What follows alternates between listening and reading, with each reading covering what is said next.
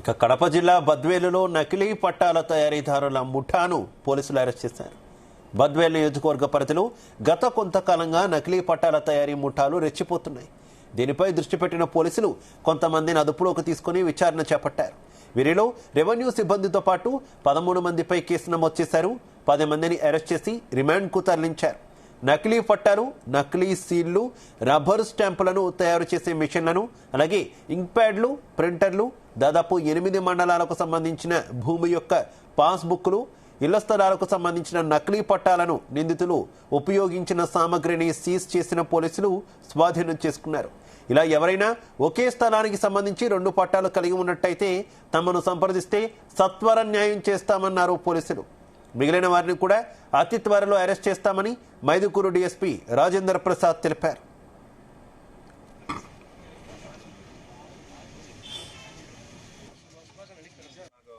బద్వేలు నియోజకవర్గంలో కానీ బద్వేలు టౌన్లో కానీ మనకు చాలా వరకు కూడా మనకు అందుతున్నటువంటి వార్తల ప్రకారము ఈ డికేటీ ల్యాండ్స్ ఏవైతే ఇంకా పాతగా ఇచ్చుంటారో వాటికి సంబంధించిన వాటిని నకిలీకి తయారు చేసి దాన్ని ఒరిజినల్గా చలామణి చేస్తూ చాలా వరకు మనకు లా అండ్ ఆర్డర్ ఇష్యూ కానీ లేకపోతే కనుక కొంతమంది వ్యక్తులకు ఆర్థికంగాను జరిగే రకంగా ఒక ముఠా వర్క్ చేస్తుంది అన్నటువంటి విషయం మన నోటీస్కి వచ్చింది.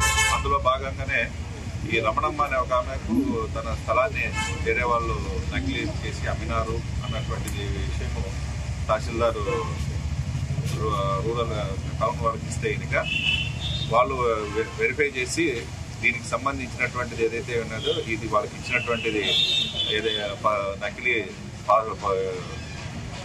స్థలము అన్నటువంటిది తెలిసినారు. దాని మీద వాళ్ళు కేసు రిజిస్టర్ చేసి అందులో ముద్దాయిలైనటువంటిది దాసరి రత్నమ్మ, పొట్టి ప్రసాద్, పొట్టి జైపాల్ అన్నటువంటి వాళ్ళను అరెస్ట్ నిన్న మధ్యాహ్నం 2 గంటలప్పుడు మన